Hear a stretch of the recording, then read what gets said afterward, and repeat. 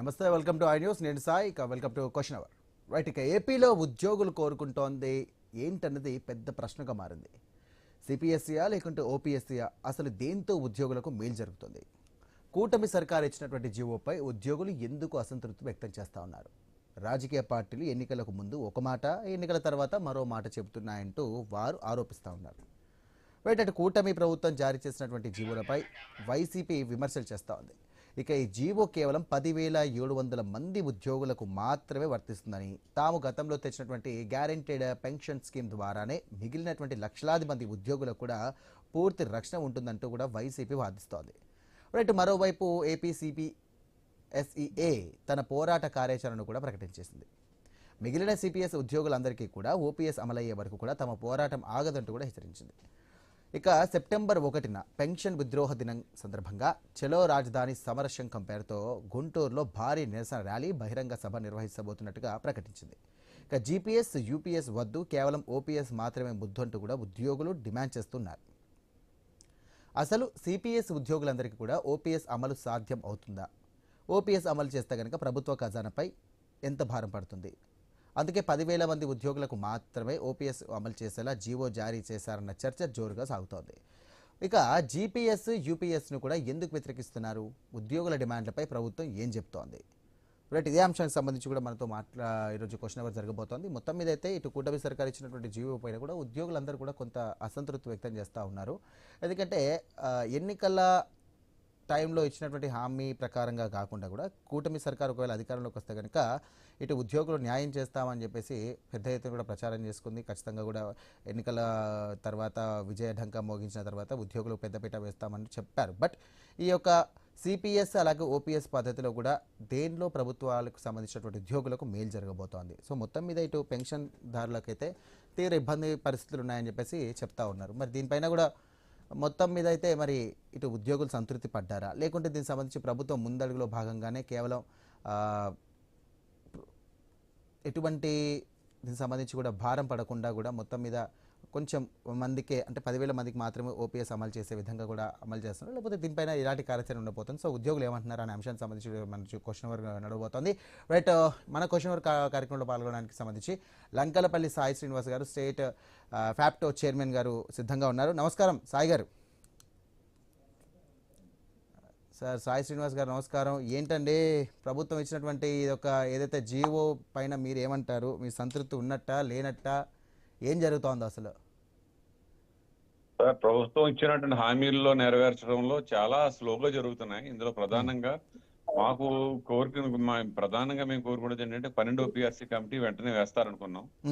ఇంతవరకు 12వ PRC committee వేయలేదు. 11వ PRC బకాయిలు ఉన్నాయి. ఈ జూలై నెల వచ్చిన తర్వాత 4 డిఏలలో 5 డిఏల బకాయిలు పెరిగినాయి. ఈ సందర్భంలో ఆర్థికంగానూ చాలా ఇబ్బందిగా ఉంది. మాకు ఇచ్చినటువంటి హామీ నెరవేర్చడంలో కూడా ఇబ్బంది ఉంది. ఈ ఇబ్బందుల నేపథ్యంలోనే ఈ రోజు ఫ్యాప్టో ఆధ్వర్యంలో రాష్ట్ర వ్యాప్తంగా అన్ని జిల్లా కలెక్టరేట్ల దగ్గర కూడా పికెటింగ్లు ఏర్పాటు చేశాం. భీమవరంలో చెప్పండి, పశ్చిమ గోదావరి జిల్లా భీమవరంలో నేను పాల్గొనడం జరిగింది. అక్కడ కాస్త ఉద్రిక్తత పరిస్థితి, పోలీసులు అరెస్ట్ చేయడం, వదిలిపెట్టడం, ఇవన్నీ కూడా ఇప్పుడే జరిగినాయి అనే విషయాన్ని కూడా మీకు తెలియజేస్తా ఉన్నాం. ప్రస్తుతం ఉపాధ్యాయ వర్గం చాలా తీవ్రమైన అసంతృప్తితో ఉంది. దీనికి కారణం ఏంటంటే ఇన్ సర్వీస్ టీచర్లకు టెట్ అనే ఎగ్జామ్ పెట్టారు. అది కేంద్ర ప్రభుత్వం మీకు నిర్ణయం తీసుకుని మమ్మల్ని అందరినీ కూడా ఇన్ సర్వీస్ టీచర్లకు 23(1) అనే నిబంధన, విద్యా హక్కు చట్టంలో ఉన్న నిబంధన అది. ఆ నిబంధన ప్రకారం మేము కోరేది ఏంటంటే ఆ నిబంధనలో సవరణ చేయండి. సవరణ చేస్తే 2010లో విద్యా హక్కు చట్టం వచ్చింది. 2010 తర్వాత అపాయింట్ అయిన టీచర్లందరూ కూడా టెట్ ద్వారానే వస్తున్నారు. అయితే 2010కి ముందు అపాయింట్ అయినటువంటి వాళ్ళు 1995 నుంచి అనేక డిఎస్ఎల్ ద్వారా నియమించిన ఉపాధ్యాయులు ఉన్నారు. వాళ్ళందరికీ మినహాయింపు కావాలంటే తప్పనిసరిగా చట్టంలో సవరణ చేయండి. అది కేంద్ర ప్రభుత్వ పరిధిలో ఉంది. ఇప్పటికే కేంద్ర ప్రభుత్వ పరిధిలో ఉన్న అంశాన్ని గుర్తు చేయడానికి మేము ఢిల్లీ వెళ్లి 2 సార్లు ఉద్యమం చేసి వచ్చాము. అక్కడ ఢిల్లీ జంతర్ మంతర్లో 2 సార్లు ధర్నా కార్యక్రమం చేశాము. చేసినప్పటికీ కూడా కేంద్ర ప్రభుత్వంలో స్పందన లేదు. మరి కేంద్ర ప్రభుత్వంలో ఈ కూటమి సర్కారులో ఇది కూడా భాగమే కాబట్టి సెంట్రల్ గవర్నమెంట్ కూడా ఒప్పించాల్సిన బాధ్యత ఈ ప్రభుత్వం మీద ఉంది. ఆ విధమైన ప్రయత్నం కూడా చేయాలని చెప్పేసి మేము ఇప్పటికే కేంద్ర మంత్రులకు, ఎంపీలకు, ఎమ్మెల్యేలు కూడా లెటర్లు ఇవ్వడం జరిగింది. ఆ విధమైన ప్రయత్నం ప్రభుత్వం నుంచి జరగట్లేదు అనేది ఉపాధ్యాయులు ఈ రోజు భావిస్తా ఉన్న కారణంగానే ఈ రోజు టెట్ మీద సరైన నిర్ణయం కేంద్ర ప్రభుత్వం తీసుకోలేకపోయింది అని చెప్పి మేము భావిస్తా ఉన్నాం. దానికి తోడు మనం ఇచ్చిన సుప్రీంకోర్టు ఇచ్చిన తీర్పు కూడా మాకు వ్యతిరేకంగా ఉంది కాబట్టి ఆ సుప్రీంకోర్టు తీర్పుని మనం గౌరవించాల్సిందే. అది పక్కన పెట్టి చట్ట సవరణ చేసుకుంటే వీళ్ళందరికీ ఊరట చెందుతుంది. ఏ డిపార్ట్మెంట్ లోను కూడా 30 సంవత్సరాలు సర్వీస్ చేసిన తర్వాత మీరు ఎలిజిబిలిటీ ఉందా లేదా టెస్ట్ పెట్టడం ఏ డిపార్ట్మెంట్ లో ఉందంటే ఏ డిపార్ట్మెంట్ లో లేదు. ఈ రోజు ఉపాధ్యాయులు రాయలేక కాదు పరీక్ష, రాయడానికి 55 సంవత్సరాల వయసు దాటిన తర్వాత మామూలుగా 20 సంవత్సరాల వయసుతో ఉన్నటువంటి ఇన్ సర్వీస్ టీచర్లు సర్వీస్ ని అది కొత్తగా అపాయింట్ అయిన ఉపాధ్యాయులతో సమానంగా కాంపిటీట్ అవ్వడం అంటే ఇది చాలా అది చాలా ఇబ్బందికర పరిస్థితి. మేము చదువు చెప్పే సబ్జెక్టులో అయితే మేము ఎంతైనా రాయగలుగుతాం పరీక్షలు, కానీ మాకు సంబంధం లేని 25 సంవత్సరాలుగా మాకు ఏ విధంగానూ సంబంధం లేనటువంటి ఇప్పుడు ఫర్ ఎగ్జాంపుల్ మ్యాథమెటిక్స్ టీచర్ ఉన్నారంటే ఒక బయాలజీ ప్రిపేర్ అవ్వాలి, తెలుగు ప్రిపేర్ అవ్వాలి, జనరల్ ఇంగ్లీష్ ప్రిపేర్ అవ్వాలి. అదే మేము చదువుకునేటప్పుడు అయితే మేము డిఎస్సీలు ఇవన్నీ ప్రిపేర్ అయ్యి వచ్చిన వాళ్ళమే మేమందరం కూడా. ఇప్పుడు మాకు అవసరం లేదు కాబట్టి అది వదిలిపెట్టేసేసి మేము కేవలం మా సబ్జెక్టులో మాత్రమే మేము నైపుణ్యం కలిగి ఉన్నాం. ప్రతి సంవత్సరం మీరు పెట్టే ట్రైనింగ్కి వచ్చినాం, మేము ఎప్పటికప్పుడు అప్డేట్ అవుతా ఉన్నాం, సిలబస్ లో అప్డేట్ అవుతా ఉన్నాం. సో ఎప్పటికప్పుడు ప్రభుత్వాలు మారినప్పటికీ కూడా ఉద్యోగులు అయితే ఖచ్చితంగా సపోర్టివ్గా ఉన్నారు, ఏదేమి జరిగినప్పటికీ కూడా సపోర్టివ్గా ఉన్నారని అంటారు. అంటే సపోర్టివ్ ఉండడం ఏ ప్రభుత్వాన్ని వ్యతిరేకించాల్సిన అవసరం లేదు మాకు. ఏ ప్రభుత్వమైనా ఒకటే, కాకపోతే పాలసీలని వ్యతిరేకిస్తా ఉన్నాం. మీరు వచ్చిన తర్వాత పాలసీల పైన మీరు ఓకే పాలసీల మీద వ్యతిరేకిస్తా ఉన్నాం. ఆ పాలసీలని సరి చేయాల్సిన బాధ్యత, కనీసం దాని మీద దృష్టి పెడితే ఇంత అసంతృప్తి అనేది రాదు అనేది మా అభిప్రాయం. కాస్త మా వైపు దృష్టి పెట్టండి, విద్యాశాఖ మంత్రి గారు కానీ మిగతా వాళ్ళు కూడా దృష్టి పెట్టాలని చెప్పి కోరుతా ఉన్నాం. 10,000 మందికి ఓపీఎస్ విధానం ఇచ్చి ఇటు మిగతా లక్షలాది సిపిఎస్ ఉద్యోగులకు సంబంధించి కూడా 2వ తరగతి ఉద్యోగులుగా పరిగణించబడతారా? దీని మీద మీరేమంటారు? కేవలం 10,000 మందికే ఇవ్వడం ద్వారా మీరేమంటారు? లేదండి, ఇది కేవలం సెంట్రల్ గవర్నమెంట్ ఇచ్చిన మెమో నెంబర్ 57 గురించి వచ్చిన సమస్య ఇది. 57 మెమో అనేది కేవలం వాళ్ళకే వర్తిస్తుంది తప్ప అందరు సిపిఎస్ ఉద్యోగులకి వర్తించదు. అయితే మేము కోరేది ఏంటంటే మేము కోరేది 57 మెమో ప్రకారం 2003 డిఎస్సిలో ఉన్న వాళ్ళందరికీ వర్తిస్తుంది, కానీ మిగతా వాళ్ళందరూ సిపిఎస్ రద్దు చేయాలంటే పూర్తిగా సిపిఎస్ రద్దు చేయాల్సిందే. సిపిఎస్ రద్దు చేస్తే అది ఆ మిగతా ఉద్యోగోపాధ్యాయులకు మేలు జరుగుతుంది. కానీ 2003 డిఎస్సి వాళ్ళకి ఎందుకు అడిగి వచ్చింది అంటే ఇది కేవలం 2003 వాళ్ళలో నోటిఫికేషన్ ఇచ్చారు, 2004లో నియామక ప్రక్రియ జరిగింది. ఈ సందర్భంలో 2004లో నియామక ప్రక్రియ జరగడం వల్ల లేట్ అయింది కాస్త లేట్ అవడంలో 2004 సెప్టెంబర్ తర్వాత వీళ్ళందరికీ కూడా సిపిఎస్ పరిధిలోకి వచ్చారు. కాబట్టి మనం ఆ 2003లో రిక్రూట్మెంట్ నోటిఫికేషన్ వచ్చింది కాబట్టి అప్పటికి సిపిఎస్ అనేది లేదు కాబట్టి అది సెంట్రల్ గవర్నమెంట్ మెమో నెంబర్ 57 ఇచ్చారు. దాని ప్రకారమే వీళ్ళందరికీ కూడా ఊరట చెందారు. దాన్ని మేము స్వాగతిస్తా ఉన్నాం. అయితే దాంతో పాటుగా శ్రీనివాస్ గారు ఒక నిమిషం మనతో పాటు కర్మి రాజేశ్వరరావు గారు ఏపీ స్టేట్ జనరల్ సెక్రటరీ కూడా జాయిన్ అయ్యారు. వారితో పాటుగా ఇటు బాజీ పఠాన్ గారు ఏపీ సిపిఎస్ ఎంప్లాయీస్ అసోసియేషన్ సంబంధించిన ప్రెసిడెంట్ వారు కూడా జాయిన్ అయ్యారు. పఠాన్ గారు నమస్కారం, రాజేశ్వరరావు గారు నమస్కారం. నమస్కారం. రాజేశ్వరరావు గారు చెప్పండి, గవర్నమెంట్ తీసుకున్నటువంటి నిర్ణయం పైన మీరేమంటారు? కేవలం 10,000 మందికే ఇవ్వడం ద్వారా ఇటు ఉద్యోగులకు అన్యాయం చేసినట్ట కాదా? మీరేం డిమాండ్ చేస్తా ఉన్నారు? సార్ నమస్కారం, నా పేరు కరీం రాజేశ్వరరావు. రాజేశ్వరరావు చెప్పండి.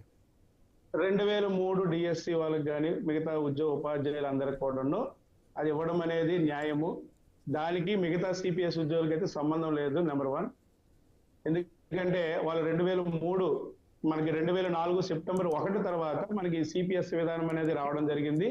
అంతకు ముందు వాళ్ళ నోటిఫికేషన్ వాళ్ళ ఉద్యోగాలు వచ్చింది 2004 సెప్టెంబర్ 1 కాబట్టి ఆ లేట్ వల్ల మనకు వచ్చేటువంటి నష్టము ఇన్నాళ్ళు 2 దశాబ్దాలు అయితే తప్ప వాళ్ళ కోరిక నెరవేరలేదు, వాళ్ళ సమస్య నెరవేరలేదు.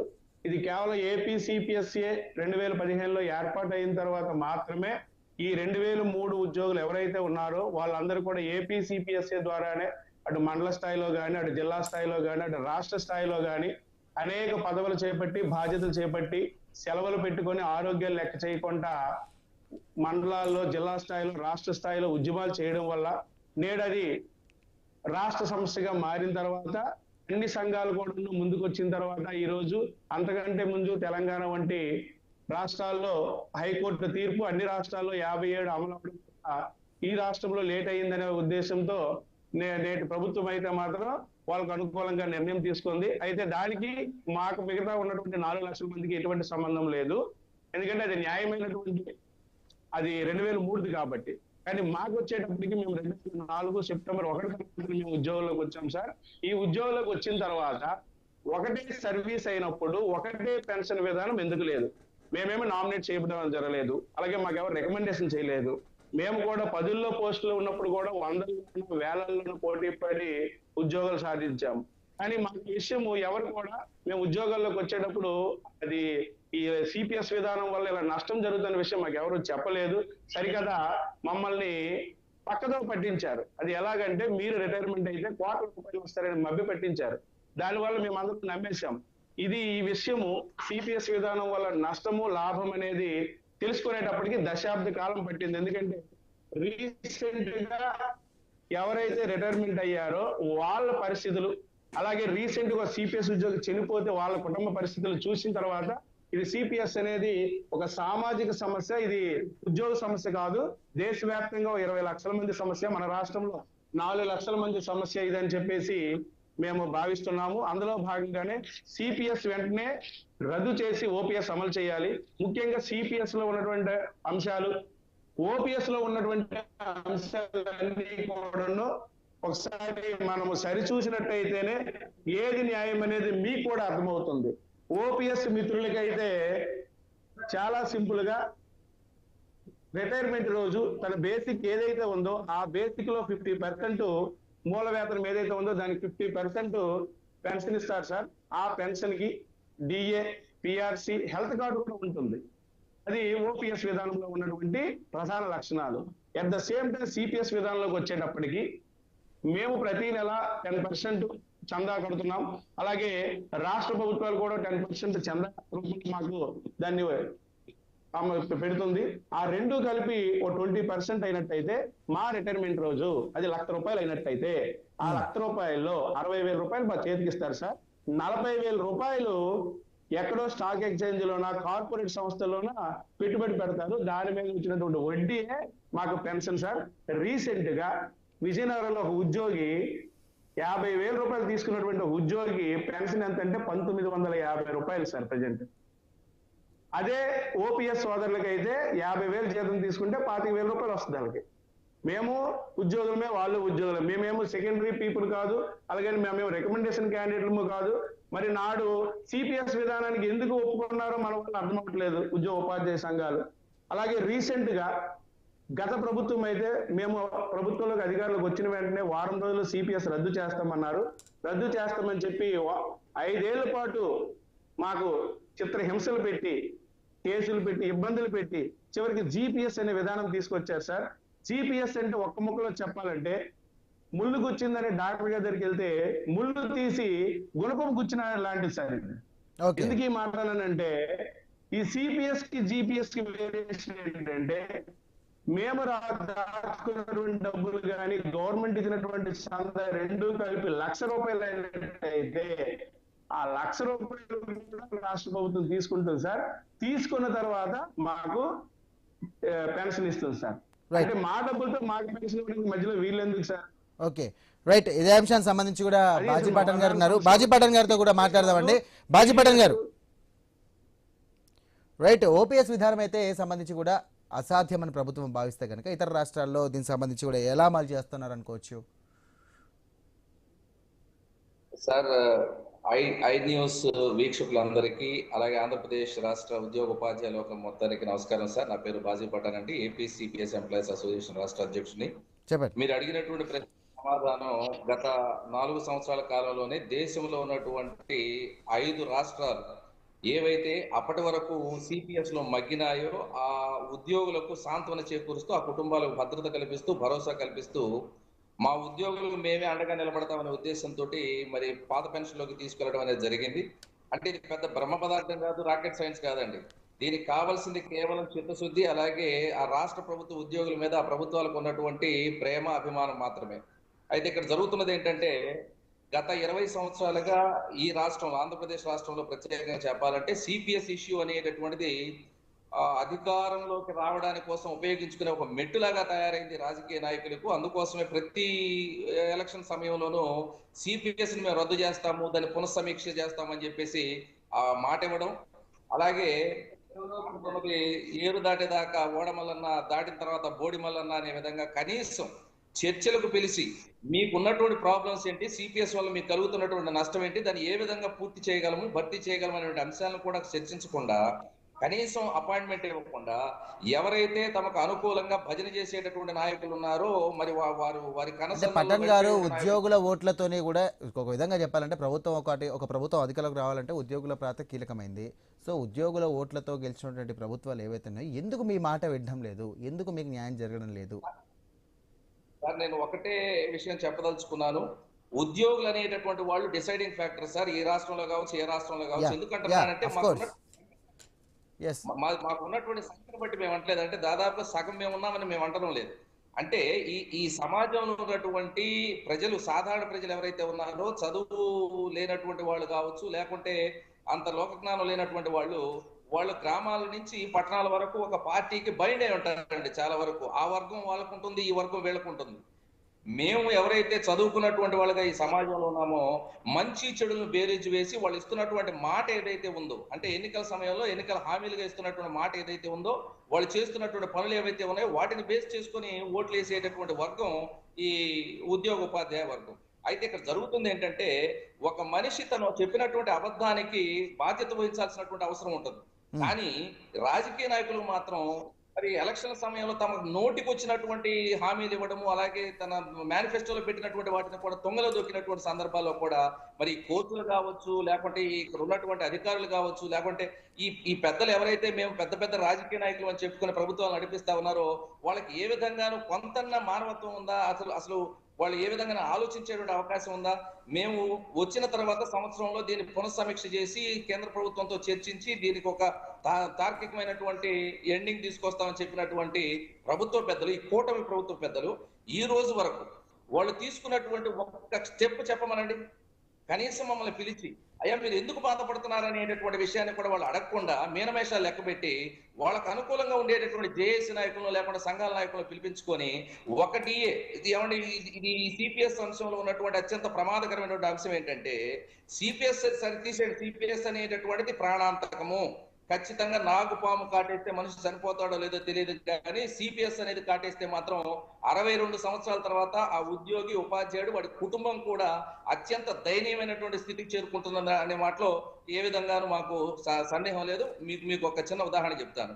2018 సంవత్సరం నుంచి, అంటే చంద్రబాబు నాయుడు గారు గతంలో ఉన్నటువంటి ప్రభుత్వంలో అప్పటి నుంచి ఈ రోజు వరకు మాకు రావాల్సినటువంటి డిఏ బకాయిలు, అంటే సిపిఎస్ అనేటటువంటి అంశానికి కోర్ కాన్సెప్ట్ అయినటువంటి అంశం ఏంటంటే, మాకు డిఏలు ఇవ్వవలసినటువంటి సందర్భంలో ఏవైతే బకాయిలు ఉంటాయో వాటిలో 90% క్యాష్ గా ఇవ్వాలండి, 10% ఎన్పిఎస్ అకౌంట్ వేస్తారండి. మా ఎన్పిఎస్ అకౌంట్ లో జమ చేయబడినటువంటి డబ్బులకు మాత్రమే వచ్చినటువంటి లాభాలను మాకు పెన్షన్ గా ఇస్తారండి. మరి 90% డబ్బులు మాకు ఆ 8 సంవత్సరాల నుంచి ఇవ్వలేదు సార్. అలాగే ఆ 10% కూడా మా అకౌంట్ లో 8 సంవత్సరాల నుంచి జమ కాలేదు సార్. అంటే సాక్షాత్తు గవర్నర్ గారి పేరు మీద పఠాన్ గారు, చివరిగా సమయం తక్కువగా ఉంది, చివరిగా ఒక మాటలో చెప్పండి, మీకు సంబంధించి కూడా ఇటు ప్రభుత్వాలను మీరు ఏం డిమాండ్ చేయాలనుకుంటున్నారు, ఒక మాట చెప్పండి సార్.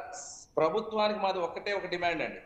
సిపిఎస్ అంశాన్ని మీరు సంవత్సరం లోపు దీన్ని పునఃసమీక్ష చేసి కేంద్ర ప్రభుత్వంతో మాట్లాడి మాకు సరైనటువంటి న్యాయం చేస్తామని చెప్పేసి ఉప ముఖ్యమంత్రి గారు పవన్ కళ్యాణ్ గారు చెప్పున్నారు. అదే విషయాన్ని కూటమి ప్రభుత్వం మేనిఫెస్టోలో పెట్టడం జరిగింది. మీరు మమ్మల్ని పిలవండి. ఈ సిపిఎస్ ను రద్దు చేయడం ద్వారా రాష్ట్ర ప్రభుత్వానికి, రాష్ట్ర ప్రజలకు, అలాగే సమాజానికి ఏ విధంగా మేలు కలుగుతుందో మేము చెప్తాం. సిపిఎస్ అమలు చేయడం వలన ప్రభుత్వానికి, సమాజానికి, ప్రజలకు నష్టము. ఈ విషయాన్ని మేము నిరూపిస్తాము. మీ ప్రభుత్వం రైట్. రాజేశ్వరరావు గారు మీరు చెప్పండి, ప్రభుత్వాన్ని మీరు ఏం డిమాండ్ చేయాలనుకుంటున్నారు తొందరగా? రాజేశ్వర్ గారు. సార్ ఖచ్చితంగా సిపిఎస్ రద్దు చేసి ఓపీఎస్ అమలు చేయాల్సిందే, దీంట్లో తిరిగిలేదు. కాకపోతే ఏపీ సిపిఎస్ తప్ప ఏ సంఘం కూడా సిపిఎస్ రద్దు కోసం నిజాయితీగా పోరాటం చేయలేదు, దురదృష్టం. ఎందుకంటే వాళ్ళు సిపిఎస్ ఉద్యోగులు లేకపోవడం వల్ల కూడా మాకు మైనస్ అయింది సార్. సిపిఎస్ ఉద్యోగులందరూ 4 లక్షల మందికి ఏకైక ప్రతినిధి ప్రస్తుతానికి ఏపీ సిపిఎస్ఏ. అందరూ కూడా కలిసి రావాలి. ఒకటి మాత్రం వాస్తవం, 2004 కానీ 2009 కానీ 14 కానీ 19 కానీ 24 కానీ ప్రభుత్వాన్ని డిసైడ్ చేస్తున్నది. ఇంతవరకు అయితే ప్రజల కంటే ఉద్యోగులు అన్న విషయం అందరికీ తెలిసిన విషయమే. ప్రభుత్వ ఉద్యోగులు ఒకసారి వ్యతిరేకత కానీ వచ్చిందైతే ప్రభుత్వాలు మారే పరిస్థితి వస్తుంది. Right. Thank you Baji Pathan garu, అలాగే రాజేశ్వర్ గారు, అలాగే Sai Srinivas garu. Thank you very much and thank you for joining in question hour. మొత్తం మీద అయితే ఇటు సిపిఎస్ ఓపీఎస్ అనే రెండు పేర్లు మార్పు కానీ దీనికి సంబంధించి కూడా కార్యాచరణ ఒకటే అనే విధంగా కూడా ప్రభుత్వాలు స్పందిస్తూ ఉన్నాయి. దీనిపైన కూడా ప్రభుత్వం కార్యాచరణ వేస్తుంది. మరి మొత్తం మీద ఉద్యోగులకు దీనిపైన ఎంతవరకు ప్రభావం పడే అవకాశం ఉంది? ఉద్యోగులు అయితే చలో అమరావతి పేరు మీద కూడా ధర్నాలు చేద్దామని చెప్పేసి ప్రభుత్వాన్ని హెచ్చరిస్తూ ఉన్నారు. మరి ఈ ప్రభావం ఎంతవరకు చూపించబడింది? సో ప్రభుత్వాలు గద్దెనెక్కడానికి కోసం ఇటు ఉద్యోగులకు పైనటువంటి వారిని వాడుకోవడం జరుగుతుంది. కేవలం దీనికి సంబంధించి కూడా మాకు అన్యాయం చేస్తూ ఉన్నారు. ఖచ్చితంగా కూడా ఇటు కేంద్ర అలాగే రాష్ట్ర ప్రభుత్వాలు కూడా ఖచ్చితంగా అందరికీ సమన్యాయం చేయాలని చెప్పేసి ఉద్యోగులు కోరుతున్నటువంటి ప్రధానమైన డిమాండ్. చూడాలి మరి ఈ అంశం ఎంతవరకు వెళ్తుంది, ఏం జరుగుతోంది, మరి ఉద్యోగులు లాభపడతారా లేకుంటే ప్రభుత్వ ఖజానా గడ్డిపడుతుందా అనే అంశానికి సంబంధించి కొంచెం క్లారిటీ రావాలి. ఇది వాటి క్వశ్చన్ అవర్. మనం చూద్దాం, మళ్ళీ కలుద్దాం. అంతవరకు చూస్తున్నానండి మీ ఐ న్యూస్.